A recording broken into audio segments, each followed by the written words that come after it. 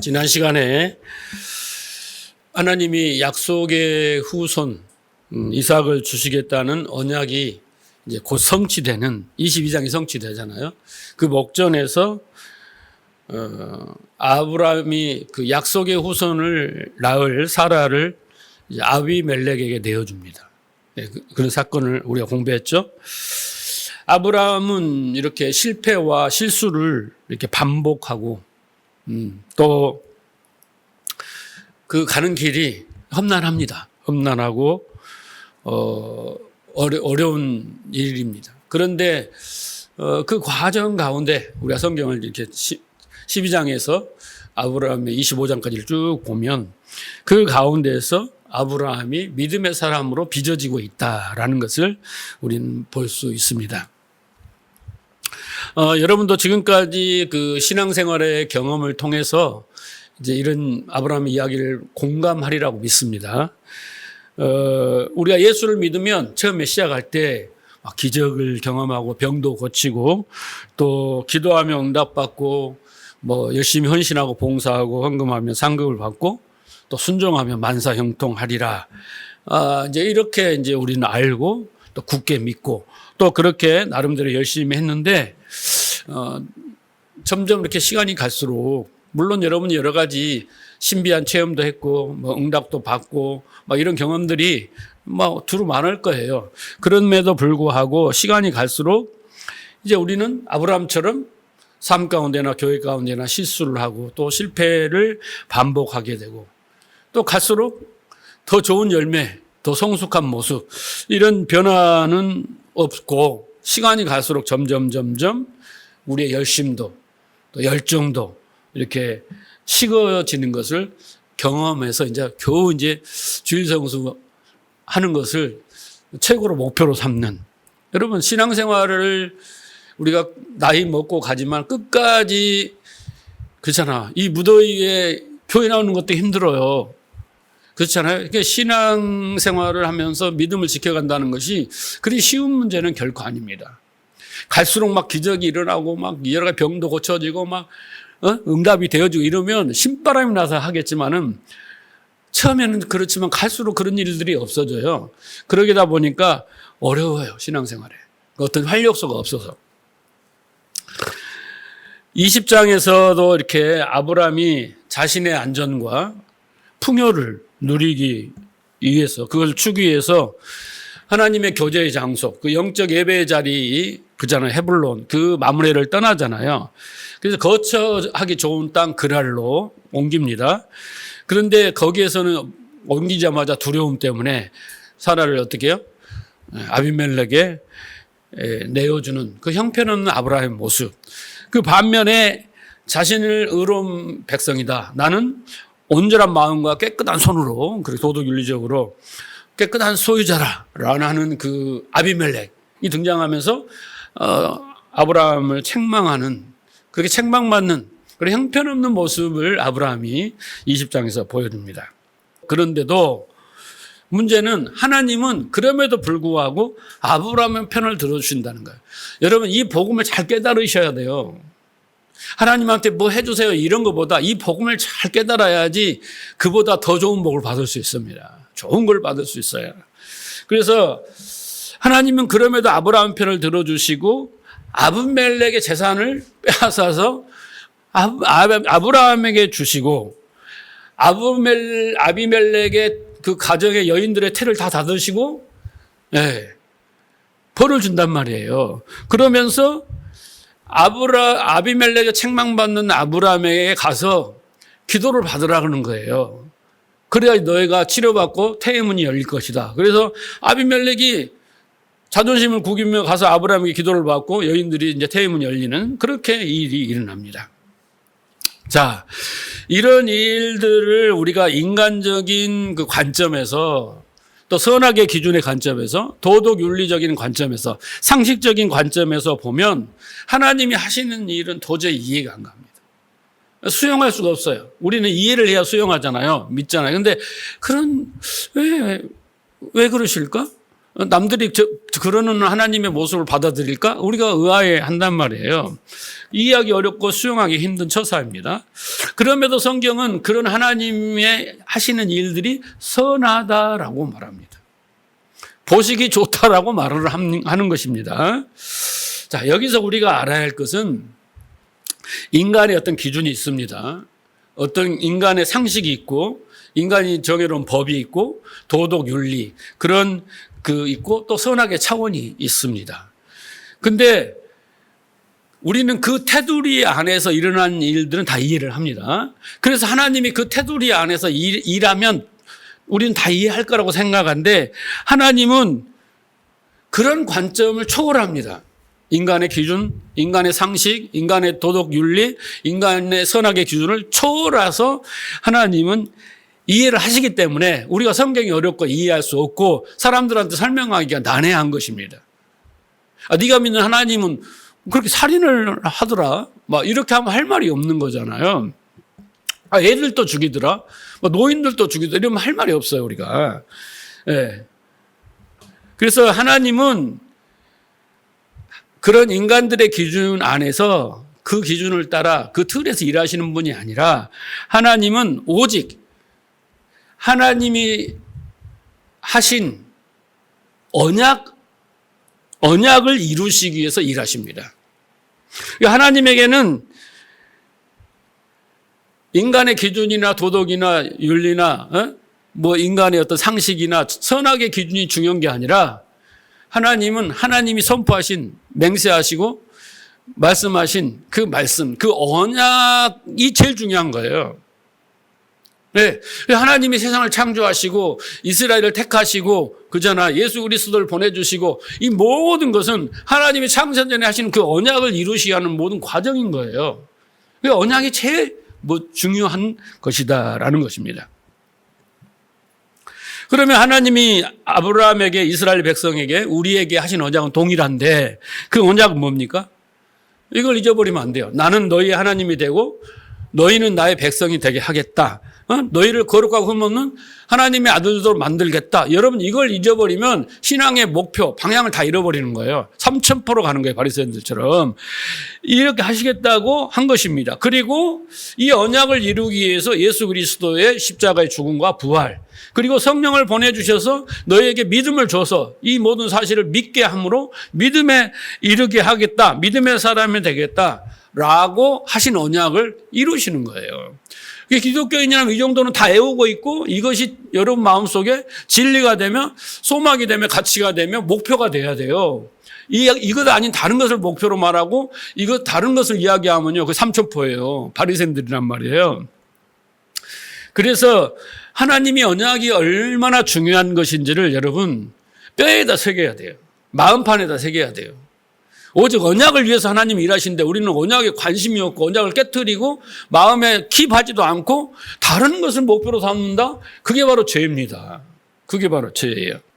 그래서 성도는 인간의 생각과 판단 그리고 도덕, 윤리, 선악의 기준, 그 상식을 따르는 것이 아니라 그 하나님의 언약을 받아들이는 거예요. 받아들인 것입니다. 그걸 우리는 믿음이라고 하는 거예요. 네. 그리고 그 언약이 내게 이루어지기를 위해서 신앙생활을 하고 기도를 하고 또 헌신을 하고 봉사를 하고 신앙생활을 하는 거예요. 그 언약이 나에게 성취되기 위해서. 그래서 하나님 백성은 하나님의 말씀을 잘 듣고 그다음에 그 믿음을 선물로 받아요. 선물로 받아서 하나님의 말씀을 따라 사는 자들이에요. 그것을 보여주는 것이 아브라함의 인생의 여정이면 신앙의 여정입니다. 아브라함을 보면서 우리는 아브라함처럼 그렇게 해야 돼. 이렇게 하면 설교를 잘못하신 거예요. 그렇게 만드시는 아브라함에게 했던 언약대로 만드시는 하나님의 그 원리와 방법과 과정을 우리가 깨닫고 습득해서 나에게 그대로 적용해야지 우리는 그걸 하나님과 동행하게 되는 거예요. 그 신앙의 여정을 아브라함과 같이 똑같이 사는 거예요. 아브라함한테 이렇게 가시고 나한테 이렇게 가시고 전혀 아니에요. 성경은 그 아브라함을 통해서 그 원리를 설명하는 겁니다. 과정과 원칙을 설명하시는 거예요. 그래서 우리에게는 언약이 중요하고 그다음에 믿음이 중요해요. 믿음이. 왜냐하면 그 믿음이 있어야 하나님의 언약을 붙들고 하나님 말씀대로 살 수 있기 때문에 믿음이 중요합니다. 그래서 히브리 11장에 가면은 뭐라고 말합니까? 믿음으로 아벨을 이렇게 나오는 거예요. 진짜 신앙생활 좀 한다. 진짜 하나님의 백성이다.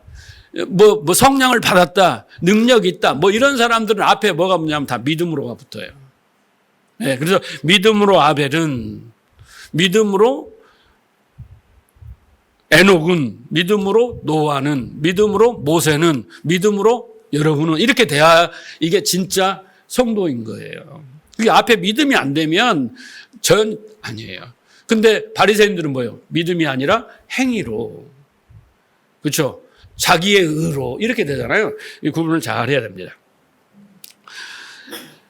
그래서 왜 믿음이 필요하냐면요. 아브라함도 그렇지만 우리도 마찬가지예요. 다 처음은요. 무지와 교만과 그 상태가 바로 죄인의 상태인데 그 상태로 모든 사람이 시작하기 때문에 그랬습니다. 태어날 때부터 다 알아버리면 괜찮을 텐데 태어날 때는 다 무지예요. 무지하면 동전의 양면처럼 그 뒤에 교만이라는 게 따라가는 거예요. 내가 하나님이 되어서 내가 왕이 되어서 내 마음대로 사는 게 뭐예요? 그게 바로 교만이고 무지이면 그게 바로 죄인 것입니다. 인간은 처음은 다 그렇게 시작해요. 자, 로마서 3장 10절을 보면 기록된 바 의인은 하나도 없나니 하나도 없으며 그랬잖아요. 깨닫는 자도 없고 하나님을 찾는 자도 없고 다 치우쳐 함께 무익하게 되고 선을 행하는 자도 하나도 없다. 하나님의 뜻을 행하는 자도 이게 뭐예요? 무지 상태며 교만의 상태며 이게 바로 죄라는 거예요. 성경이 말하는 16절 파멸과 고생이 그 길에 있어 평강의 길을 알지 못하였고 그들은 눈앞에서 하나님을 두려워함이 없는 자. 그래서 여러분 내가 하나님인데 무슨 하나님 인정하겠어요? 하나님 있다 해도 무섭지도 않고 두려워하지도 않는 그런 존재가 되는 겁니다. 그래서 우리는 하나님과 상관없이 세상을 살아온 사람들입니다. 그래서 하나님을 두려워하지도 않습니다. 오히려 스스로 하나님이 되고 스스로 선악을 판단하고 기준과 가치를 정하고 방식을 정하고 목표를 정하고 스스로 왕이 되어 자기가 하고 싶은 대로 살아온 자들입니다. 이와 같이 피조물들이 자기를 창조한 그 창조주를 인정하지 않는 것이 바로 뭐냐면 무지 그리고 교만 그것이 죄인 것입니다. 이 상태를 에베소 1장 1절에는 허물과 죄로 죽었다라고 말한 것입니다. 우리는 그렇게 시작을 해요. 그래서 믿음이 필요한 거예요. 믿음은 뭡니까? 깨달아 아는 거예요. 그 하나님의 말씀이 나에게 진리가 되는 거예요. 믿음 아닙니까? 그래서 믿음이 있어야지 우리가 하나님도 알고 하나님도 찾고 하나님 뜻도 행하고 이렇게 되는 거예요. 그래서 이 믿음이란 단어는 아주 중요한 거. 무엇보다도 믿음이 진짜 중요한 것이에요. 자, 시편 14편 1절을 보세요. 어리석은 자는 그 마음에 이르기를 하나님이 없다 하는도다. 그들이 부패하고 그 행실이 가증하니 선을 행하는 자도 없다. 이 선은 뭐냐면 도덕윤리의 선이 아니라 하나님의 뜻을 행하는 자가 없답니다. 여호와께서 하늘의 인생을 굽어 살피시사 지각이 있어 하나님을 찾는 자가 있는가 보려 하신즉 이렇게 하나님이 쫙 본 거예요. 예, 상징적 표현이지만 보신즉 다 치우쳐 더러운 자라는 거예요. 선을 행하는 자가 하나도 없다라고 말합니다. 죄악을 행하는 자는 다 무지하냐? 그렇죠? 이게 인간의 시작이에요. 그러니까 여러분 하나님을 믿지 않는 자들은 아무리 자기가 로또를 막 40억 60억을 맞아도 좋은 차를 타고 좋은 아파트 건강한 몸으로 회사를 몇 개 운영하고 막 인기가 있고 영광을 누려도 죽은 자예요. 허물과 죄로 죽은 자예요. 몸은 그럴지 모르지만 하나님 앞엔 죽은 자고 가련하고 불쌍한 자인 거예요. 가만히 보면요, 사람이 이렇게 보면 동물하고 똑같아요. 먹고 마시고 싸고 그것만 하는 거죠. 자고 돈 벌어서 먹고 마시고 싸고 자고 이것을 반복하잖아요. 그래서 좀 더 이제 어떻게 하면 자기 명예를 이름을 내려고 하고 막 이러잖아요. 그렇죠. 그게 인생의 목표예요. 얼마나 가치가 없는 삶입니까 그게? 예. 그래서 짐승과 같이 살아가는 거예요. 뿐만 아니라 하나님의 뜻과 반대로 살아가고 지옥을 향해 달려가고 그 멸망을 향해 달려가는 사느니까 그걸 여러분이 분별을 해야 돼요. 부러워할 거 하나도 없어요, 여러분. 네? 세상 사람이 부럽습니까? 세상 힘이 부럽습니까? 다 썩어 없어질 거잖아요. 그런데 그런들 자 중에서 어떤 무리가 하나님께 택함을 받습니다. 예수 그리스도로 말미암아 성령을 통해서 하나님을 알고 하나님 나라를 알고 하나님을 아는 지식을 통해서 인간의 실존을 알고 하나님 나라를 통해 알게 되어서 이 세상이 얼마나 어둡고 혼돈과 공허와 흑암이 가득한 세상인가를 알게 됩니다. 그렇지 않습니까? 그래서 그 믿음을 선물을 받아서 하나님의 백성이 되는 거예요. 어떤 무리가. 그래서 하나님의 선을 행하는 자가 됩니다. 그게 나다 해보세요. 그게 나예요. 할렐루야. 예. 그게 여러분이요. 여러분이니까 복받은 자인 거를 스스로 그것을 의미와 가치를 알지 못하면 행복하고 기쁠 수가 없어요. 자, 그런데 문제는, 교회 안에서의 문제는 그 택함을 받은 자들이 하나님도 잘 모르고 하나님 뜻도 잘 알지 못하고 하나님의 언약에 대해서 잘 모르고, 예? 그렇게 믿음에 이르지 못해서 아비멜렉의 책망받는 아브라함의 모습으로 살아간다는 거예요. 그게 안타까운 겁니다. 왜 그랬어요? 그 이유는 아브라함이 우리에게 보여주는 거예요. 우리의 안전과 풍요를 추구하기 때문에 그래요. 교회에 와서. 하나님은 지금 갈대아 우르에서부터 가나안에 가서 애굽으로 가서 이제 쭉 옮겨오잖아요. 지금 그랄까지 왔잖아요. 그런 모든 과정 속에서 하나님은 중간에 많은 일들을 통해서 아브라함을 그 언약을 성취해 가시는데 그 아브라함은 계속 안전한 방식, 안전한 곳, 풍요로운 곳, 거처하기 좋은 곳을 추구하면 계속 찾아가잖아요. 그렇죠? 그렇지만은 이 사람은 택한 자기 때문에 하나님 보호 안에서 가는 거고 택함받지 않은 데는 하나님이 관심이 없어요. 네. 다 아브라함을 위해서 있는 사람들이에요. 그 주위에 있는 사람은. 네. 그것을 이제 알아야 되는데 그냥 안전과 풍요를 추구하고 그다음에 내세의 상급을 쌓고 현세의 복을 받기 위해서 우리는 몰두하고 있는 거예요. 몰두하고 있는 거예요. 그래서 우리의 신앙의 어떤 나아가는 방향과 목표가 잘못된 거죠. 그래서 막 열심히 하는 것들을 보고 막 큰 교회들을 보고 이렇게 보면은 쉽게 말하자면 입만 무성한 무화과 나무와 같은 거예요. 예수님 눈에는. 열매를 맺어야 되는데 열매가 없어요. 네. 그래서 어떻게 결국은 말라 죽는 거예요. 열매를 맺지 못하면. 이런 것을 저도 자신부터 몇 년 전에 다 경험을 했기 때문에 이런 말씀을 드리는 겁니다. 이게 안타까워서 드리는 거예요. 안타까워서. 근데 그 이유를 모른다는 게 안타까운 거죠. 그래서 여러분 신앙 생활을 여러분이 하시고 예배 드리고 이렇게 성경 공부도 하시고 이런 궁극적인 목표는요 딱 한 가지예요. 뭐 때문에 그렇게 해야 되는 거예요? 왜 예배 드리고 왜 설교를 이렇게 들어야 되고 이 더위에 왜 성경 공부를 해야 되고 왜 모여야 되고 교제를 해야 됩니까? 그건 딱 하나의 목표입니다. 뭐예요? 믿음에 이르기 위해서요. 왜? 의인은 믿음으로 살아야 되는데 의인은 돈으로 살리라. 의인은 은사로 살리라.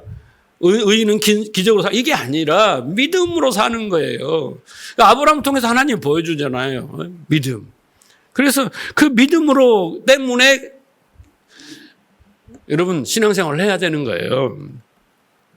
그래서 믿음으로 믿음에 이르면 우리가 하나님의 뜻을 분별하게 되고 또 하나님의 뜻을 삶에 적용하게 되고 그리고 일어나는 모든 일을 다 분석하고 또 분별하게 되는 능력이에요. 그걸 우리는 믿음에 따라해 봅시다. 역사다. 믿음이 내 안에서 역사하는 거예요. 그래서 영안이 열리는 거예요. 귀가 열리는 거예요. 그래서 딱 보이는 거예요. 문제가 뭔지.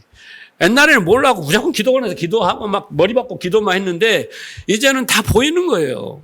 일이 안 터질 수는 없죠. 고난이 안 생길 수는 없죠. 그런데 그런 일들이 왜 생기고 하나님 뜻이 무언가가 이제 분별이 되기 시작하는 거예요. 그리고 뭐가 좋고 나쁜 것이 분별이 되고 뭐가 문제인데 분별이 되고 우리가 나갈 방에 뭔지 이런 것들이 딱 분별이 되는 거예요. 히브리서 6장에 분명히 나와 있습니다.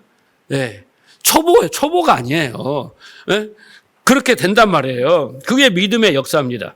그렇게 되면요, 항상 기뻐하고 범사에 감사하고 쉬지 않고 기도를 통해서 하나님과 교통을 하게 되고, 데살로니가 1장의 말씀처럼 사랑의 수고와 소망의 인내를 가지고 살아가게 되는 거예요. 이게 믿음으로 사는 겁니다. 우리는 이렇게 살아야 돼요. 그래서 세상 사람들이 우리를 부러우게 만들어야 되는 거예요. 예. 근데 우리는 세상 사람처럼 되려잖아요. 돈 많이 가진 사람처럼, 능력 있는 사람처럼 이렇게 되려고 자꾸 하나님 기도하잖아요. 그러니까 방향이 틀려, 방향이. 저는 여러분이 욕과 같은 복을 받기를 원합니다. 복을 받는 거 좋아하시잖아요. 욕과 같은 복을 받아야 돼. 근데 딱 생각하는 거야. 여러분들이 욕, 그러면 니꼴 고난 이렇게 생각해. 아니야, 나 고난은 싫어요. 고난 안 받고 복을 주세요. 이렇게 이제 하는 건데, 여러분, 죽음이 있어야 부활이 있듯이 고난 없이 복은 없어요. 네. 그 욥은요, 우리가 잘 안 대로 자타가 인정하는 의인이었어요. 그 시대에. 네. 의인이라면 뭡니까? 착하고 도덕적으로, 윤리적으로 깨끗하고, 그리고 신앙적으로 하나님께 잘 순종하고, 그렇잖아. 제사 잘 드리고. 이게 의인 아닙니까? 가난한 자, 또 어린아이, 과부들 잘 도와주고, 또 구제도 잘하고, 이런 것들이 이제 우리가 생각하는 의인이었단 말이에요. 그런데 욥에게 예의치 않은 고난이 찾아옵니다. 감당할 수 없는 고난이 찾아와요. 그래서 한순간에 욥은 다 잃어요. 세상의 힘을 다 잃었습니다. 세상의 힘이 뭐예요? 재물이에요, 재물. 재물을 다 잃습니다. 그리고 세상의 힘이 뭡니까? 자식입니다. 그 당시에는 자식을 다 잃어요. 그리고 아내에게 버림을 받아요. 네? 저주를 받고 비난을 받고 버림을 받습니다. 심지어 자기 몸이 이제 악창이라 가지고 기왓장으로 뜩뜩 긁은 만큼 가려워서 고통스러워서 그런 만큼 몸까지 질병을 얻고 고통, 죽을 지경에 처합니다. 예. 이러면 무엇이고 다 이제 필요 없잖아요. 그죠? 믿음이 좋으니까 이제 기도원 올라가서 이제 소나무 뿌리 하나 뽑고 기도할 수도 있겠죠. 자, 그런데 옆에 친구들이 있었어요. 신실한 친구들이. 새 친구들이 찾아와서 욥을 또 이제 괴롭혀요. 어떻게 괴롭히냐면, 너 죄 졌지? 네가 지금 이렇게 고난 가운데 있는 것은 딱 죄 때문이야. 그러니까 회개해. 계속 공격하니까 욥은 또 억울한 거예요. 아니, 나는 지나가는 여자도 쳐다보지 않았다. 애들이 죄를 지을까 봐 미리 제사를 지낼 정도로 나는 진짜 신앙생활 잘했어. 너무 억울하다. 하나님, 여러분, 주신이도 하나님의 거두시나, 이 좋은 말 아닙니다. 성질나서 하는 말이에요. 당신 마음대로 하세요. 이 말이에요, 여러분. 그 정도로 처음에는 믿음이 좋은 것처럼 초반에는 나옵니다. 근데 뒤반을 쭉 여러분 안 읽어보셨죠? 뒤로 쭉 가면은 욥이 이제 막 번색을 드러내면서 억울하다. 친구들한테. 하나님, 나를 차라리 죽여주십시오. 막 이렇게까지 이야기를 합니다. 자, 욥의 저자는 기록하는 목적이 있을 거 아닙니까? 그 당시에 하나님을 믿는 사람들이 하나님을 생각할 때 하나님은 사필 규정의 하나님이다. 인과응보의 하나님이다. 이 말은 무슨 말인지 다 아시죠? 권성징악의 하나님이다. 착하고 순종을 잘하면 복을 주고 그렇지 않으면 벌을 주는 하나님이다. 이런 권성징악, 이런 인과응보, 이런 하나님을 도덕 윤리, 선악의 기준에 그런 하나님으로 인식하고 있었어요.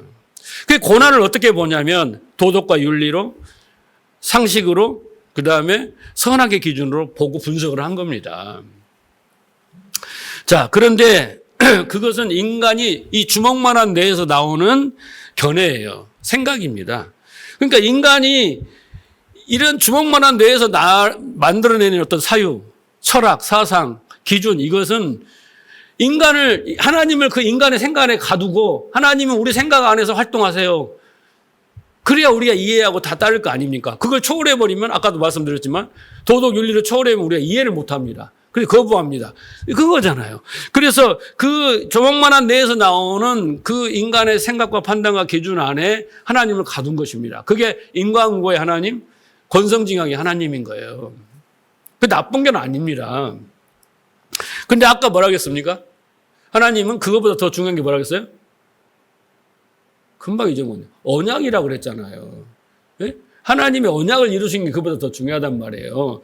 자, 그래서 하나님, 그 저자는 그런 하나님은 가짜 하나님이야. 너희들이 만든 하나님이고 진짜 하나님이 무엇인지를 알려줄게. 이게 바로 욥기예요. 예? 심지어 하나님은 착한 자를 벌을 주시고 죄 지은 자를 상을 주실 수도 하나님이다라고 알려주는 거예요. 하나님의 그 초월적인 하나님에 대해서 설명하고 그 하나님을 믿어라라는 것인데 그 당시에 그 인간의 사상과 철학과 기준과 그것으로는 불가능했죠. 예.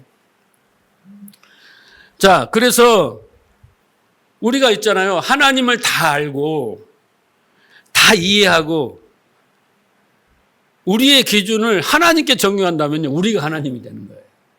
그렇지 않습니까? 그게 교만이고 무지인 거예요. 피조물이. 자, 그런데 욥이 은혜를 받습니다. 믿음을 선물로 받아요. 네? 항상 믿음으로는 믿음이 뭐라고 그랬어요? 선물이라 그랬잖아요. 자, 욥기 42장 1절을 보면 욥이 여호와께 대답하여 이르되 주께서 못하시는 일이 없사오며 무슨 계획이든지 못 이루실 것을 없는 줄 아오니 자, 무지한 말로 이치를 가리는 자가 누구니까 자기라는 거야. 이제 알았어. 무지한 말로 하나님의 이치를 가리는 자가 바로 자기다. 나는 깨닫지도 못한 일을 말하였고 스스로 알 수도 없고 해야 되기도 어려운 일을 말한다이다. 이제 은혜를 받고 보니까 자기가 무지하고 교만했다는 걸 고백을 하지 않습니까? 내가 말하겠사오니 주는 들으시고 내가 주께 묻겠사오니 주여 내게 알게 하옵소서. 내가 주께 대하여 귀로만 듣기만 하였사오나 뭐라고요? 이제 눈으로 주를 배웠다. 우리가 노아나 아브라함이나 에녹이나 할 때 뭐라고 배웠어요? 맞자 헨 아이 이거 배웠잖아요. 히브리어로 아이는 눈으로 뭡니까? 내가 은혜를 입었다라고 그 표현이잖아요. 눈으로 배웠다라는 것은 내가 이제 은혜를 입었다 그런 뜻입니다. 그래서 이제 6절에 보면 내가 스스로를 거둬들이고 그 말은 뭔 말이에요? 이 권성징악의 하나님, 인간응보의 하나님 모든 내 도덕, 윤리 이런 상식 이거 다 거둬들이고 티끌과 재 가운데 회개한다는 건 뭐예요? 이제 하나님의 뜻으로 내가 돌이키겠습니다. 하나님을 받아들이겠습니다. 이게 뭐예요? 믿음인 거예요. 믿음인 것입니다. 이게 귀로만 듣던 것은 지식이고 말이고 소리잖아요. 그런데 눈으로 이제 배웠다라는 건 뭡니까? 하나님의 그 선하신 뜻을 알았다라는 거죠. 깨달았다는 거예요. 그 은혜는 뭐냐? 곧 깨달음이에요. 예, 깨달음입니다. 믿음을 선물로 받은 것입니다. 그렇게 되니까 자기를 부인하게 되는 거예요. 내가 뭐예요? 내가 스스로를 거둬들이고 내 걸 다 이제 어떻게 해요? 배설물로 버리고 이 이야기를 하고 있는 것입니다. 그래서 어떻게 됩니까? 욥이 갑절의 복을 받아요. 그리고 욥의 친구들이 어떻게 하세요? 너희는 욥에 가서 기도를 받아라. 아비멜렉이 누구한테가 기도를 받아요? 아브라함한테 받아요. 그만큼 우리에게 진리를 깨달은 자에게 믿음을 갖는 자는 그렇게 능력과 특권이 있는 거예요. 그에게 기도를 받으면요, 그가 문이 열린다니까요. 할렐루야. 네, 그런 축복을 받으시기 바랍니다. 갑절의 축복을 받았다. 모든 것이 배로 됐다는 것은 더블로 받았다가 아니라 진실로 진짜 복을 받았다. 영적인 복을 받았다. 이런 이야기입니다. 그래야 여러분이 그 복을 받아야 만사형통하는 거예요. 내 생각과 내 길을 버리고 하나님의 생각과 하나님 마음을 하나 되는 것. 이게 바로 믿음입니다. 여러분, 그런데 이 길은 결코 쉬운 일이 아니에요. 아브라함을 보세요. 쉽습니까? 믿음에 이르는 것이 쉬운 일이 아니에요. 그래서 시편의 기자는 율법을 주야로 묵상하고 바울 사도는 그리스도의 말씀을 들음으로 믿음에 이르러라고 말하고 있습니다. 그래서 여러분, 우리가 신앙생활을 하는 이유는 주일 성수를 해서 예배를 드리는 것을 궁극적인 목적으로 해서는 안 돼요. 네? 그걸 목적으로 해서는 아니라 우리가 드려야 할 예배는 영과 진리의 예배를 드려야 되는 거예요. 나는 주일 성수 했다. 그래서 신앙의 어떤 기준과 뭐에 도달했고 하나님 뜻에 순종했다가 아니라 그 안에 더 들어오셔야 되는 거예요. 내가 그 예배를 왜 드려야 되는가? 예? 영과 진리의 예배를 드리기 위해서 예배당에 오셔야 되는 거예요. 그 영과 진리를 예배를 드리는 것이 하나님 말씀이 내게 진리가 되어야 된다 그랬잖아요. 그러면 믿음이라는 것을 선물로 받기 때문에 여러분 그런 예배를 드려야 되는 것입니다. 자, 오늘 본문으로 이제 갑시다. 오늘 본문으로 가요. 이제 서론이 너무 길었어요. 왜? 믿음과 언약이 중요하다는 것을 설명하고 이걸 이해해야지 본문을 이해하기 때문에 제가 서론적으로 이야기했습니다. 자, 오늘 본문은 하나님이 약속대로 약속의 자녀인 이삭을 사라를 통해서 이제 출생하는 장면입니다. 자, 1절 보세요. 여호와께서 말씀하신 대로 사라를 돌보셨고 여호와께서 말씀하신 대로 사라에게 행하셨으므로 사라가 임신하고 하나님 말씀하신 시기가 되어 노년의 아브라함에게 아들을 낳으니라. 여러분 단순한 어떤 노아가 이제 아니면 사라가 이제 그 이삭을 낳는 장면처럼 보이지만 그 사라가 이삭을 낳는 그 과정과 내용이 더 중요한 거예요. 여기 오늘 본문에 보면요. 이 짧은 두 구절 속에 반복되는 구절이 뭡니까? 말씀대로, 말씀하신 대로. 그렇죠? 이 짧은 구절에 3번이나 나와요. 말씀하신 대로, 말씀하신 대로. 하나님의 말씀하신 그렇게 나오잖아요. 그렇죠? 말씀하신 대로. 3번이나 나옵니다. 약속의 자녀는 인간의 수고나 노력에 의해서가 아니라 하나님의 말씀, 그 능력에 의해 계획되고 또 진행되며 탄생하게 된다라는 거예요. 멋대로 하나님의 말씀대로 되어진다는 게 중요합니다. 내 뜻대로 되는 게 아니에요, 여러분. 하나님의 말씀대로 되어지는 거예요. 1절에 보면 여러분 돌보셨다라고 나오죠. 그죠? 사라를 어떻게 했다? 돌보셨다. 이 파카드라는 단어는 방문하다, 보살피다, 지키다라는 뜻입니다. 그런 의미예요. 그러니까 하나님은 당신께서 하신 그 언약, 그 약속, 그 말씀을 지키시기 위해서 사라를 방문하시고 사라를 보살피시고 사라를 지켜내셨다라는 거예요. 무엇으로부터? 아브라함이 자기의 안전과 풍요를 위해서 2번이나 자기를 남에게 내어주지 않습니까? 예? 바로에게 내어주고 또 아비멜렉에 내어줍니다. 그 버림받은 가운데 하나님은 뭐 하셨어요? 사라를 방문하고 함께 하셨다는 거. 그리고 보살피고 지키셨다. 할렐루야. 하나님이 여러분에게 하신 언약을 위해서 여러분에게 어떻게 해요?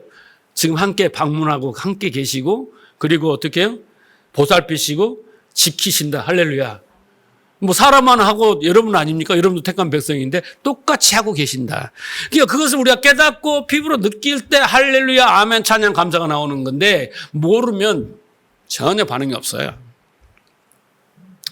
그것 때문에 여러분이 오늘 여기까지 이 무더운 날씨에 여기까지 오셨다라는 것을 기억하시기 바랍니다. 그래서 사라는 버림받는 그 위기 가운데서도 하나님의 열심히에서 항상 보호받고 지키시고 돌보심을 통해서 약속의 자녀를 드디어 탄생하게 된 것입니다. 그래서 하나님의 말씀은 그 자체가 능력이 있어요. 능력이 있습니다. 절대 취소되거나 실패되는 게 없습니다. 그래서 우리가 산상수훈에 보면 맹세하지 말라 이런 말 있잖아요. 그러니까 하나님의 그 맹세는 언약이거든요. 그것은 하나님만 이루지 인간은 절대 자기가 맹세하고 뭐 언약해도 이룰 수가 없는 존재예요. 그래서 하지 말라고 하는 거예요. 자, 이사야 55장 10절을 보세요. 이는 비와 눈이 하늘로부터 내려서 그리로 돌아가지 아니하고 땅을 적셔서 소출이 나게 하며 싹이 나게 하여 파종하는 자에게 종자를 주며 먹는 자에게 양식을 줌과 같이 그랬잖아요. 원리라는 게 원리. 자연의 이치의 원리를 잘 아시겠죠? 예. 비와 눈이 하늘로부터 내려와 그리 돌아가지 않고 어떻게 해요?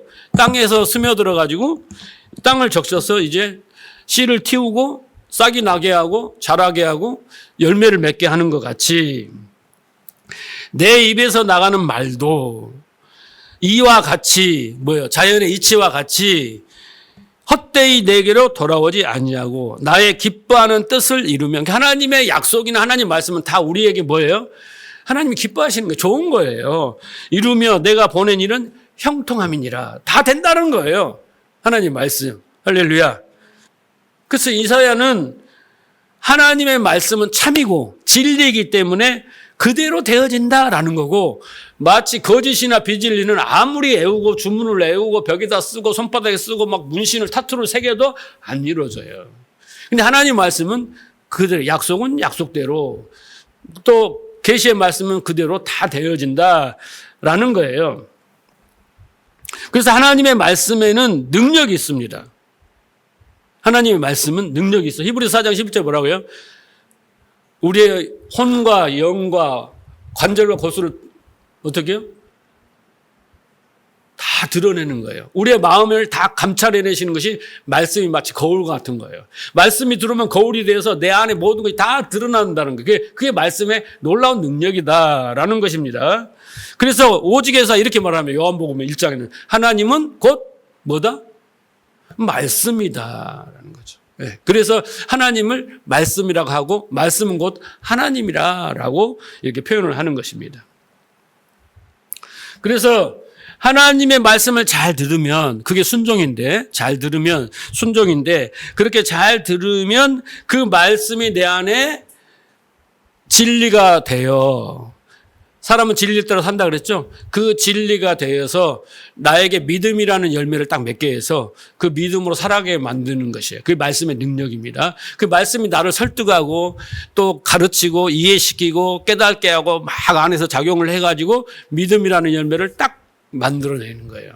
그럼 그 믿음을 따라 우리 살게 그게 만드는 게 하나님 말씀의 능력입니다. 자, 2절에 보시면 하나님이 그 말씀을 성취하는 시기가 있다는 것을 우리가 또 알 수 있습니다. 2절에 보면, 그죠? 하나님이 정한 때가 있어요. 사라를 돌보셨고 하나님이 말씀하신 대로 사라에 행하셨으므로 사라가 어떻게 해요? 하나님이 말씀하신 시기가 되어, 이렇게 되잖아요. 기한이 되어, 때가 되어 라고 말합니다. 이 모에드라는 히브리어는요, 특별하게 정해진 시간을 뜻합니다. 하나님은 아브라함에게 몇 번에 걸쳐서 12장부터 또 13장에, 15장에, 17장에, 18장에 계속 그 이삭에 대한 이야기를 하시죠. 반복해서 말씀을 하십니다. 근데 안 이루어져요. 왜? 안 이루어집니다. 왜 그렇습니까? 하나님이 정한 시기가 있었다잖아요. 그게 뭐예요, 여러분? 그게 100세라는 거예요. 네? 그게 100세예요. 하나님이 정한 시기, 아브라함이 100세가 될 때까지 하나님이 기다리신 거예요. 하나님도 기다리신 거예요. 하나님이 정해놓기 때문에. 근데 우리는 못 기다리지. 우리가 정한 때와 우리가 정한 시기, 우리가 정한 방법대로 해주면 하나님 해주신 거고 응답하신 거고, 우리가 정한 때와 방법이 아니면 아닌 거예요. 그래서 여러분, 이렇게 생각하시면 됩니다. 진짜 쉬운 방법을 알려드릴게요. 여러분이 기도하고 막 했는데 안 이루어진다. 그럼 하나님 때가 아직 안 된 거예요. 근데 이루어졌다? 그러면 이게 하나님 때구나. 이렇게 생각하시는 게 제일 쉬워요. 제일 쉽죠? 네. 자, 하박국 2장 3절 보면 이 묵시는, 이 계시는, 이 언약은 그거예요. 정한 때가 있나니 그 종말이 속히 이루겠고 결코 거짓되지 아니하리니 비록 더딜지라도 기다리라.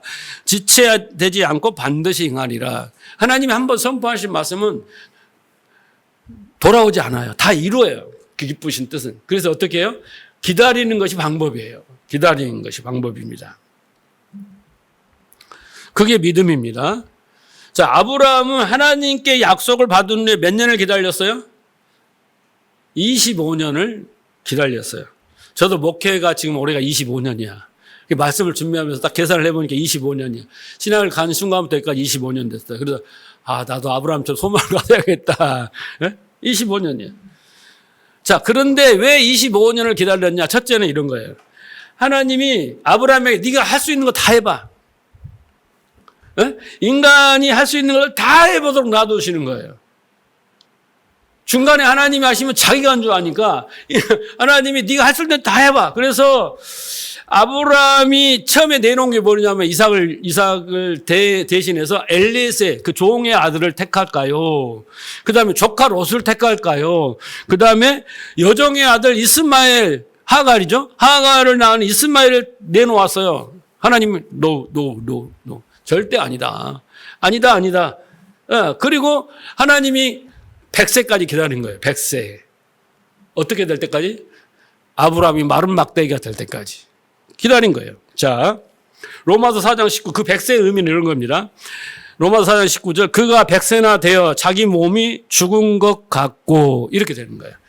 몸이 죽었다라는 것은 뭐예요? 이제 더 이상 이제 사라나 또 이 아브라함이 아이를 생산할 수 있는 경수가 끊어지고 이제 씨를 생산하지 못하는 그런 때가 됐고, 사라가 태가 죽은 것 같음을 알고도 이랬잖아요. 그때까지 하나님 기다린 거예요. 왜? 인간이 요만큼이라도 자기가 뭔가 가능성의 틈이 오면 자기가 했다고 내놓으니까. 네? 정말 하나님을 내가 PR을 하고 하나님이 얘가 나를 잘 믿어야 복을 받는데 이놈은 인간, 내가 만든 인간이지만 이게 웬만해갖고는 안 믿으려고 하니까 하나님이 그 방법을 택하시는 거예요. 그러니까 여러분들 뭐가 안 이루어지고 있으면 이 싸움을 하고 있다라고 생각하는 게 좋아요. 적용을 해야지 왜 아브라함한테만 적용하고 나한테는 적용을 안 합니까? 네?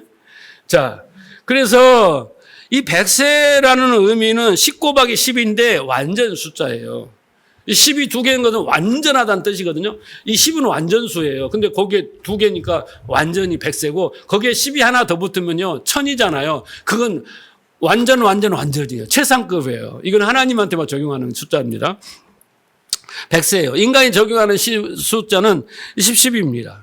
자, 그래서 육체의 완전한 죽음, 씨를 생산할 수 없는 죽음. 이때 난 아무것도 할 수 없는 상태. 그러니까 여기서 뭔 일이 일어나면 난 아니야. 나 절대 아닙니다. 라고 이제 아주 진실로 고백하게 사는 상태. 하나님이 하셨네요. 할렐루야. 이런 상태로 하나님이 그 100세라고 하는 겁니다. 그게 뭐예요? 자기 부인의 상태입니다. 아까 욥이 뭐래서 자기 것을 스스로 다 거둬들인다 그랬잖아요. 그 상태를 말하는 것입니다. 자, 히브리서 11장 11절을 보면 믿음으로 사라는 자신도 나이가 많아 단산하였으나 잉태할 수 있는 힘을 얻었으니 이는 약속하신 이의 믿부신 점을 알아야. 믿음으로 이렇게 된 건데 12절로 이름으로 죽은 자와 같은 한 사람으로 말미암아. 그래서 죽었다 성경은 말하는 거예요. 사라가 죽었다. 네. 이건 불가능하다. 그렇잖아요. 마리아도 어떻게 합니까? 성령으로 잉태를 하잖아요. 예수님을. 그런 것처럼 똑같은 거예요. 그래서 사라는 이 불임의 상태가 되었고 아브라함은 죽은 자를 방문하게 되었습니다. 그런 상태예요. 불가능한 상태. 이것을 하나님은 시기로 정해놓은 거예요. 그때 예수님이 올 때도 때가 참해 있잖아요. 그때로 정해놓은 것입니다. 인간 쪽에서 내놓은 모든 것이 바닥이 나고 이제 기각이 되고 아무런 내놓을 것이 없어서 이제 하늘만 보고 있는 상태. 그게 이제 자기 부인이에요. 자기 부인입니다. 그런 상태로 이제 만드신 겁니다. 두 번째, 왜 하나님이 이렇게 나누냐면요. 둘째는 이거예요. 그 이스라엘 이제 뒤에 나오지만 이스마엘이 쫓겨납니다. 추방됩니다. 그런데 이스마엘을 왜 하나님이 놔둔지 그 이유를 이제 공부하게 될 텐데 그걸 이제 추방되는 자를 유기된 자들이라고 합니다. 그런데 이스마엘이 성장하기를 기다리신 게 하나님이에요. 이제 쫓아내려면 이제 이스마엘이 커야 되잖아요. 그러니까 그 상태 또한 하나님이 뒤에 보면은 그것 때문에 이스라엘 민족을 또 하나님 세우시거든요. 세우시는 이유가 있어요. 그것 때문에 세우시는 겁니다. 그러니까 유기된 자들은요, 그 엑스트라 애들이에요. 누구 때문에? 이삭을, 아브라함을 성숙시키고 연단하는 도구가 바로 뭐냐면 엑스트라들이에요. 그들도 필요해요. 그래서 또 그들이 성장하도록 하나님이 또 놔둡니다. 그런 거예요. 그래서 결국 성도는 이렇게 기다림 속에서 어떻게 해요? 다시 말해서 훈련과 연단을 통해서 자신의 불가능함을 알고 하나님의 위대하심을 배우고 하나님을 떠나서는 살 수 없고 하나님께 순종하는 것을 이제 몸으로 경험하게 되는 기간이에요. 그게 100세입니다. 25년이에요. 그런데 하나님이 그동안에 우리가 100세가 되기 전까지 완성이 되기 전까지 실패와 실수를 반복하잖아요. 문제 삼지 않으세요. 문제 삼지 않으세요. 선악의 기준으로 율법의 기준으로 오면 우리는 그때그때 어떻게 해요? 죄의식과 죄책감에 이렇게 해야 되는데 하나님은 그걸 통해서 네가 발견하고 인정하는 걸 원하세요. 그래서 문제 삼지를 않으세요. 아브라함은 문제 삼았습니까? 이 나쁜 놈아 또 네가 아내를 팔아먹었냐? 그래서 너는 이제 몇 년 동안 어디 갇혀 있어라. 뭐 어디를 노예 생활해. 이거 없어요. 그 이유를 잘 아셔야 돼요.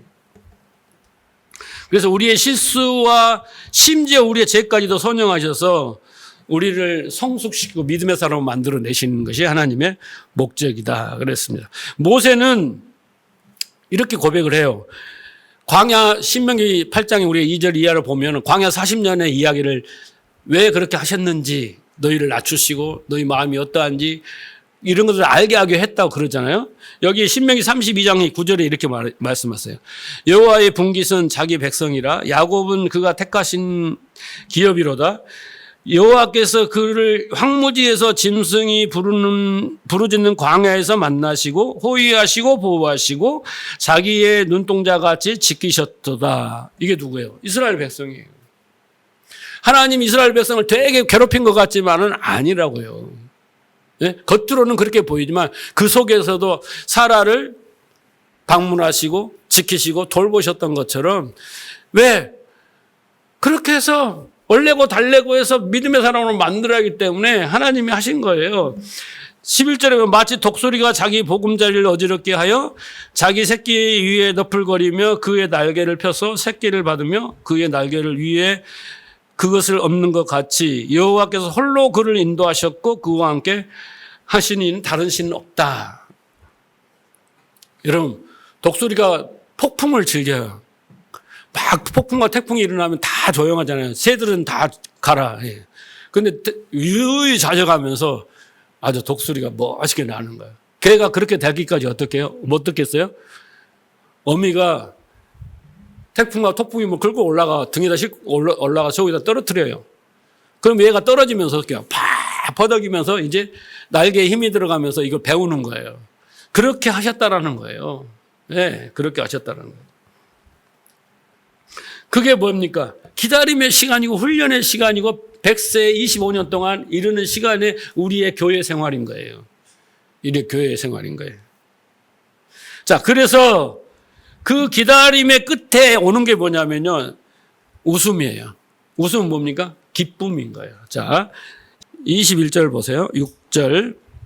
사라가 가로되 하나님이 나로 웃게 하시니 듣는 자가 다 나와 함께 웃으리로다. 그랬습니다.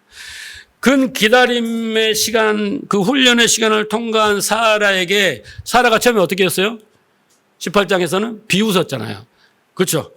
아브라함도 웃어 코웃음을 쳤잖아요. 그런데 이제 진짜 행복해서 웃는 기쁨의 웃음을 웃는 거예요. 기뻐하라.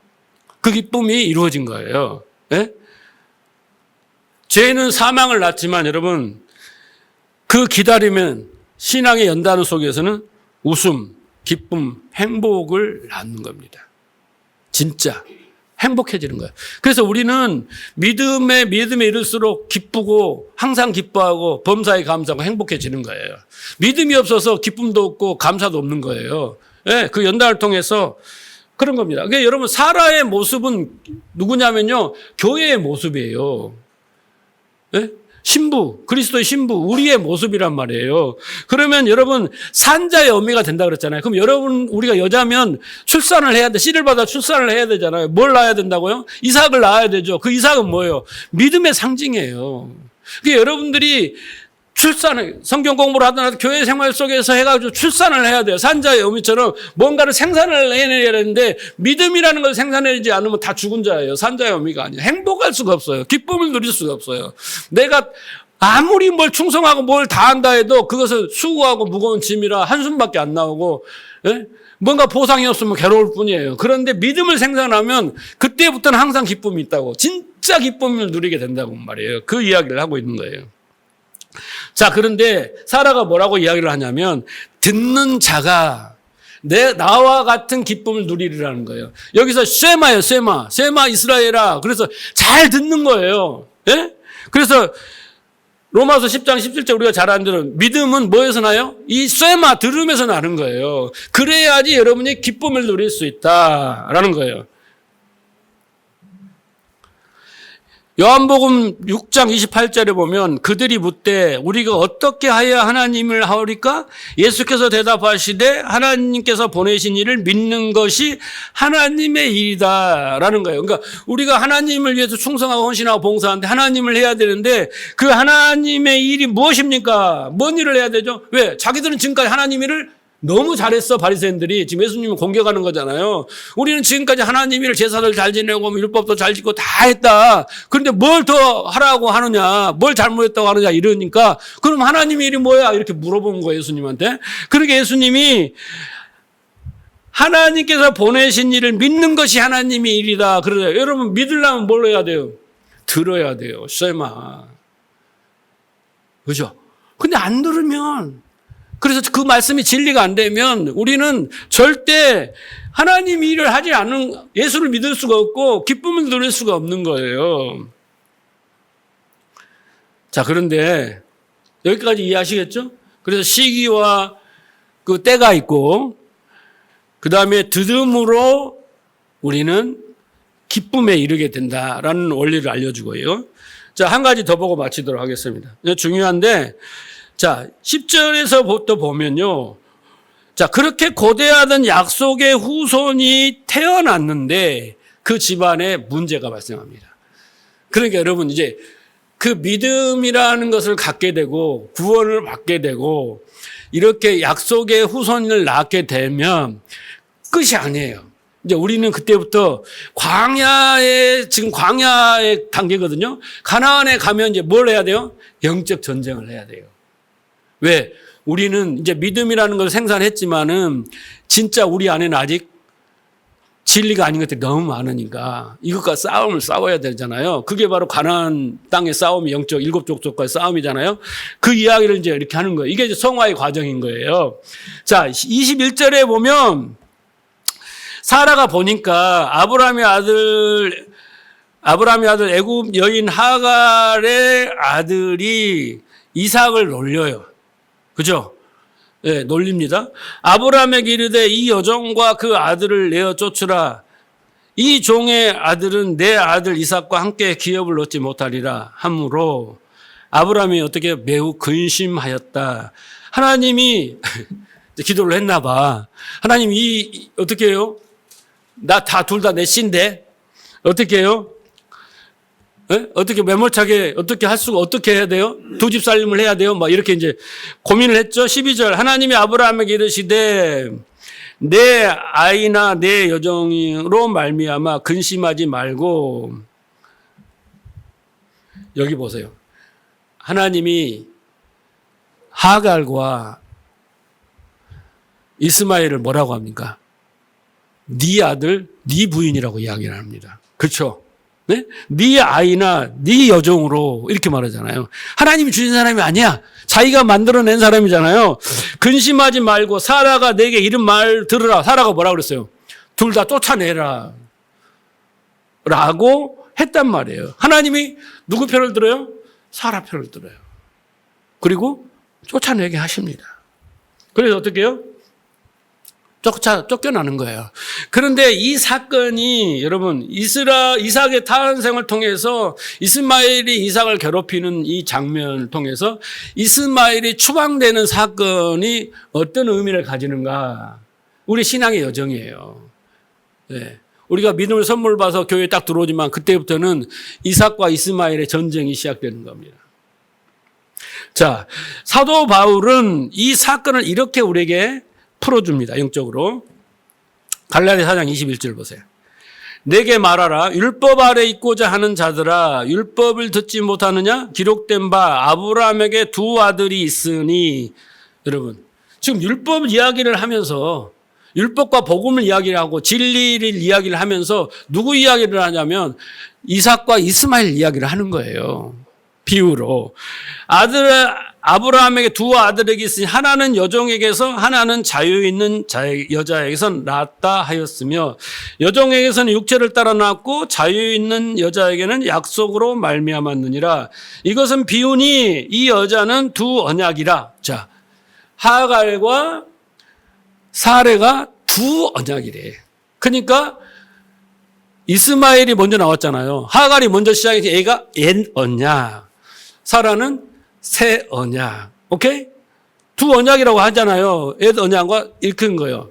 율법과 복음, 이 이야기를 하고 있는 겁니다. 그러니까 그 당시는 가문의 이야기지만 그것은 하나님이 이 영적 진리를 우리에게 말씀하고 있는 거예요. 괜한 사건이 아니라는 거죠. 자, 두 언약이나 하나는 신의 산으로부터 종을 낳은 자니 곧 하갈이라. 이 하갈은 아라비아에 있는 신의 산으로부터 지금 있는 예루살렘과 같은 곳이니 그가 그 자녀와 더불어 종노릇하고 율법의 종로도 하는 거죠. 오직 위에 있는 예루살렘은 자유자니 곧 우리 어머니라. 기록된 바 잉태하지 못한 자를 즐거워하라. 상고를 모르는 자여 소리를 외치라. 이는 홀로 사는 자의 자녀가 남편 있는 자의 자녀보다 많음이라 하였습니다. 무슨 말인지 이해하시겠죠? 형제들아 너희는 이삭과 같이 약속의 자녀라. 그러므로 그때 육체에 따라 낳은 자가 성령을 따라 낳은 자를 박해할 것 같이 이제 그러하도다. 이스마엘이 이삭을 괴롭히고 한 것이 뭐예요? 박해하는 거예요. 율법주의자들이 성령을 따는 그리스도인들을 박해하는 거 똑같아요. 예수님을 박해하는 거 똑같은 겁니다. 그러므로 성경에 무엇을 말하느냐? 여종과 그 아들을 내쫓으라. 여종의 아들이 자유 있는 여자의 아들과 더불어 유업을 받지 못하리라 하였으나 그런즉 형제들아 우리는 여종의 자녀가 아니라 자유 있는 여자의 자녀니라. 이렇게 비유를 봅니다. 이스마엘과 이삭으로 나누면, 자, 이삭은 아까 뭐라고 했어요? 이스마엘은 여종에게서 낳았고, 이삭은 자유 있는 여자라. 자유는 여러분 뭡니까? 종이 아니에요. 율법의 종. 여기는 뭡니까? 율법으로부터 자유한. 그죠? 진리의 자유한 그런 의미입니다. 약속. 그러니까 여종으로 난 이스마엘, 이삭으로 난 이삭은 자유 있는 자에게 낳았다. 이스마엘에게 난 여종으로부터 난 이스마엘은 육체를 따라 낳은 자고 여기는 약속을 따라 낳은 자다. 그리고 여기는 옛 언약이라고 그랬잖아요. 율법의 종로를 하지만 그건 자유한 자다. 믿음을 가진 자입니다. 그들이 어떻게 박해를 해요? 예? 이스마엘이 이스라엘을 박해를 하잖아요. 핍박을 하잖아요. 그렇죠? 예, 그런데 우리는 성령을 따라 낳기 때문에 박해를 받을 수밖에 없죠. 그리고 율법, 여기는 복음이고 얘네들은 어떻게 해요? 내쫓으라. 그러나 얘는 유업을 받지 못한 너희들은 이제 하늘의 하나님의 기업을 상속받는다. 딱 이렇게 나눠지는 거예요. 이해하시겠죠? 그러니까 여러분 이것을 사건으로 보지 마시고 이제 교회와 예수님의 당시에 여기가 뭐라 했잖아요. 예루살렘과 위에 있는 예루살렘 이렇게 구분을 하잖아요. 그러니까 예루살렘 성전과 다 헐러를 이렇게 나오고 새 성전이 나오잖아요.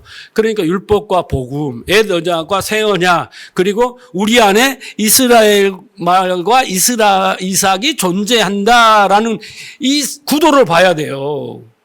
예. 그래서 이 이스마엘은 어떻게 옛 언약의 산물이에요. 율법주의란 말이죠. 그래서 어떻게 율법을 가지고 자기 의와 자기 영광을 챙기려고 하는 자들이고, 그렇잖아요. 그 안에 우리가 존재하는 거예요. 우리 안에 탐심이 있단 말이에요. 그런데 우리는 한쪽에 또 믿음을 가지고 복음과 진리의 믿음으로 선물을 받아 사는 존재, 이삭이 존재하는 거예요. 둘이 싸우는 거예요. 그게 가나안 영적 전쟁입니다. 그러니까 우리가 그리스도의 말씀을 들음으로 믿음이 커갈수록 이 이스마엘은 우리 안에서 쫓겨나는 거예요. 예? 세상을 힘을 축적하기 위해서 율법을 잘 지키고 자기 의와 자기 영광을 위해서 율법을 잘 지키고 그래서 바리새인들처럼 회칠한 무덤 독사의 자식들아. 예수님이 그러잖아요. 외식하는 자들이 이 안에 가득한 거예요. 근데 우리가 그리스도의 말씀을 들어서 믿음으로 해서 이것을 쫓아내고 몰아내야만이 우리 안에 하나님 나라가 임하는 거예요. 율법주의에서 벗어나는 거 아니니까? 예, 이렇게 성경은 바울 사도는 이렇게 풀어주고 있습니다. 창세기 17장 18절에 보면 아브라함이 어떤 생각을 가졌냐면, 아브라함이 이 하나님께 아뢰되 이스마엘이나 하나님 앞에 살기를 원하는다. 이스마엘 낳았을 때 이제 나 이스마엘하고 살게요. 애 너작하고 살게요. 이런 말이에요. 그냥 내 의로 내 영광을 위해서, 안전과 풍요를 위해서 살게요. 하나님 잘 섬겨드리면 되잖아요. 예? 무슨 이삭이요, 이 나이에. 무슨 약속이요? 이렇게 현실에 안주하고 하나님 어작과는 상관없이 살아가는 아브라함의 심보가 여기까지 온 거예요. 그러니까 여기서 우유부단하게 하잖아요. 그러니까 하나님이 답답하니까 사라의 말을 따라서 애들 쫓아내라. 이렇게 말씀하시는 겁니다. 하나님이 이러시되 아니라 그러잖아요. 내 아내 사라가 내게 낳을 아들이라. 딱 하나님 못을 박아요. 절대 영락 타협이 없어요. 너는 그 이름을 이삭이라 하라. 이름까지 지어줘요. 이름까지. 내가 그와 내 언약을 세우리니 그 후손에게 영원한 언약이 되리라. 그래서 아브라함에게 세운 언약을 이삭에게 세우고 이삭의 후손들하고 해서 하나님의 언약의 성취된다. 딱 못을 박잖아요. 근데 아브라함 안에는 여전히 이 순간까지도 이스마엘이라고 있었어요. 장자가 중요하잖아요. 첫 아들, 큰 놈이 중요하잖아요. 우리 그 동양 사상에도. 아브라함에게 있어서 약속의 자녀 이삭이 태어나기 전까지 육신의 자녀 이스마엘과 살 때는요, 가정 태평성대했어요. 문제가 없어. 누가 뭐 이타부터 말을 하지도 않고 싸울 일도 없고 그냥 안주와 평화, 풍요가 넘치며 그렇게 살아갑니다. 그런데 약속의 자녀가 딱 태어나니까 충돌이 시작돼. 무슨 말인지 아시겠어요? 우리 안에 가득한 비질로 어둠으로 세상의 임무로 이렇게 살아가는 우리는, 그죠? 하나님을 믿겠다고 왔는데 그냥 종교 생활을 하는 거예요. 그런데 어느 날 성령을 체험하고 하나님의 그 믿음이 선물로 받고 그때부터는 이삭이 딱 들어오는 순간부터는 이스마엘과 이삭이 싸워. 그런데 이삭은 이때 나이가 15세에서 18세예요. 그러면 이 이스마엘은, 이삭은 이제 한 3세 뭐 이 정도 됐다고 보고 3세, 5세 그 정도. 근데 큰 놈이 작은 놈은 우습게 여기면 얼마나 괴롭힘을 당하겠어. 둘이 비등비등 뭐 싸워보기라 하지만. 그렇잖아요. 그러니까 믿음이 없으면 못 이겨요. 이 큰 놈의 힘 때문에. 그죠? 그래서 다툼이 생길 수밖에 없어요. 갈등이 생길 수밖에 없어요. 그 영적 싸움이 우리 안에서 싸우는 거예요. 그 표현을 여호수아는 7 족속이라고 말을 한 거예요. 완전한 아주 악한 더러운 그런 비질리를 상징하지 않습니까? 그것과 싸워야 되는 거예요. 그래서 이스마엘과 이삭이 상징하는 것을 이렇게 바울은 우리에게 풀어주잖아요. 하나님 약속이 성취되고, 그래서 그 믿음으로 견디어내서 기쁨을 누려쓰기, 그게 시작인 거예요. 그런데 이제 결국 우리의 신앙의 이제 본격적인 믿음을 선물로 받은 자들은 내 안에 이제 의인이 됐지만 신분상 의인이지고 내용은 의인이 아니에요, 우리가. 그렇죠? 의인으로 여길지어다 그랬잖아요. 그러나 이제 우리의 신앙 생활을 통해서 이 이스마엘과 전쟁을 해야 된다. 이게 성화의 과정입니다. 자, 그래서 어떻게 했냐면 에베소 4장 20절 보십시오. 오직 너희는 그리스도를 그같이 배우지 아니하였느냐. 진리가 예수 안에 있는 것 같이 너희가 참으로 그에게서 듣고 또한 그 안에서 가르침을 받아라. 예수 안에 진리가 있다는 거예요. 그죠? 그걸 통해서 우리가 이제 가르침을 받아야 되고, 자, 그럼 22절. 너희는 유혹의 욕심을 따라 썩어지는 구습을 쫓는 옛사람을 버리고, 그죠? 이게 뭐예요? 옛 언약이에요. 이게 뭐예요? 이스마엘이면 이게 하갈인 거예요. 이것들을 버리는 이제 과정이 필요하죠. 그러려면 어떻게 해야 돼요? 심령이 새롭게 돼야 돼요. 오직이라고 붙었잖아요. 다른 방법이 없어요. 오직 이제 마음밭이 좋아야 돼. 이제 하나님 말씀을 잘 받아들여야 되는 거예요. 그러면 하나님을 따라 의와 진리와 거룩함으로 지으심을 받은 이제 새 사람, 이삭이 장성하기 시작하는 거예요. 새 사람이 되는 거예요. 믿음의 사람이 되는 거예요. 예? 이제 아브라함처럼 되는 거예요. 그래서 25절에 보면 거짓을 버리라고 했잖아요. 여기 거짓말은 도덕 윤리적인 거짓말이 아니라 뭐예요? 이스마엘을 버리라는 거예요. 외식을 버리라는 거예요. 회칠한 무덤을 버리라는 거예요. 독사의 마귀의 자식이 뭡니까? 너희는 처음부터 진리가 없었으므로. 근데 그 진리를, 거짓을 진리처럼 말하잖아요. 그런 그 거짓을 버리라는 거예요. 예? 율법을 가지고 자기 탐심을 이루는 걸 버리라는, 거짓을 버리고 이웃과 더불어 참된 것을 말하라. 뭐예요? 진리를 말하라는 거예요. 진리를 말하는 거예요. 예수에게 진리를 배워서 진리를 말하는 거예요. 예? 그래서 우리는 서로에게 뭐 해야 돼요? 진리를 말해. 우리 지체에게 어떻게 해요? 사기치지 말라고. 거짓말을 하지 말라고. 예? 목사가 사기치면 되겠어요? 여러분, 설교를 가만히 들어보면 다 뭐냐면 어떤 교훈을 말하고 어떤 아브라함을 말하고 이렇게 말하면서 자꾸 뭘 해라고 그래요. 방법을 알려주고 해라 해보세요. 이렇게 사랑해보세요. 용서해보세요. 순종해보세요. 이렇게 하면 됩니다. 그런데 난 속으로 뭐라고 하냐면 그럴 능력이 성도들에게는 없어요. 있어요 없어요? 그런 능력만 있으면 하지. 그런데 자꾸 능력도 없고 정말 겨우겨우 신앙생활 하는 사람들한테 뭘 해라고 자꾸 주일마다 해세요 막 하라고 하고 누구 닮으세요. 누구처럼 해보세요. 그럼 복 받아요. 뭐 병 고쳐요. 이렇게 하면 행복해요. 할 능력이 없어요. 여러분 그 능력이 뭐예요? 믿음인 거예요. 그러면 그걸 하게 이렇게 해야 되는데 그 능력이 없으니 그건 믿음이니 믿음을 집어넣어 줘야 되지. 근데 뭐 자꾸 뭘 하라고 이렇게 하는 거예요. 여러분 우리가 이삭인데 이스마엘을 싸워 이길 수 있어요 지금? 네? 나이 차이가 확 등치 차이가 나는데 오직 이기는 방법은 믿음밖에 없는 거예요. 그런데 믿음은 안 넣어주고 자꾸 뭘 해래. 하다가 지쳐나가 떨어진 거지. 그래서 교회를 다 떠나. 다른 교회로 가고. 해도 안 되니까. 근데 해줄 수 있도록 해주는 거예요. 제가 이런 표현을 안 쓰려고 하고, 뭐, 이게 유튜브로 나가니까 이런 말 잘 안 하려고 하는데, 그래서 아침에 제가 머리를 짜매고 감동이 돼서 썼어요. 믿음은, 잘 들어보세요. 주일 성수를 목적으로 하는 예배를 위한 예배를 드리지 않고, 영적 진리의, 영과 진리의 예배를 드리게 한다. 이게 믿음이에요. 믿음은 대가를 목적으로 헌신 봉사하게 하지 않고, 은혜에 대한 감사의 고백으로 하게 한다. 이게 믿음인 거예요. 믿음은 의무감으로 헌금하게 하지 않고 신앙 고백으로 헌금을 하게 한다. 이게 믿음이에요. 믿음은 문제 해결을 위해 기도하지 않고 하나님의 뜻을 구하는 기도를 하게 한다. 믿음은 법을 지키기 위해 복종하지 않고 하나님의 뜻에 따라 순종하기 위하여 순종하게 한다. 이게 믿음이고, 믿음은 현세와 내세의 행복을 위해 신앙생활을 하지 않고 믿음에 이르도록 우리를 이끌어간다. 믿음은 자기의 뜻과 자기의 영광을 위해 살게 하지 않고 하나님의 언약이 자기에게 성취되는 것을 목표로 살게 하게 된다. 이게 뭐냐면 믿음이에요. 앞에 있는 것들은요, 지금 우리 교회들이, 성도들이 변화되지 않는 이 목표 때문에 변화되지 않는 거예요.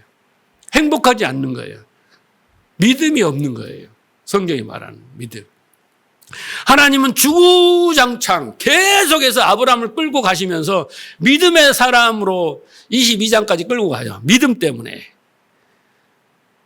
그럼 교회도 어떻게 해야 되겠어요? 성도들을. 그 믿음을 심어줘서 그 믿음으로 끌고 가서 아브라함처럼 하나님을 경외하고 인정받게 그 믿음의 역사를 나타내게 만들어줘야 되잖아요. 근데 믿음을 안 넣어주고 누가 이렇게 해서 복받았다니, 누가 이렇게 행복했다니, 당신들도 해보세요. 이렇게 해보세요. 자꾸 해보는데 할 능력이 없어 못하는 거예요. 그래서 모든 책임은 자기에게 있는 거예요. 기도 안 했지요. 순종 안 했지요. 헌금 안 했지요. 못 했지요. 적게 했지요. 그거 책임을 자기한테 대해서 이제 무마가 되는 거예요. 더 이상 문제가 생기지 않아. 왜? 내가 잘못했기 때문에. 그것을 반복하고 있으니 신앙생활이 재밌겠어요? 교회가 차고 넘치겠어요? 네, 즐겁겠어요? 행복하겠어요? 아니야. 오면 계속 죄인 같은 심정이고, 네? 괴로울 뿐이에요. 그렇게 열심히 하는 사람만 부럽기만 하고. 신앙의 분명한 목표를 우리에게 오늘 말해주잖아요. 옛사람을 버리고 우리 안에 이스마엘을 추방하고. 그래서 여러분, 사라가 하나님이 나를 웃게 하시되 듣는 자여 너희들도 들어라. 그래야 너희도 웃을 수 있다. 기쁨을 누릴 수 있다. 항상 기뻐하고 범사에 감사하고 쉬지 않고 하나님과 교통할 수 있다. 들어라.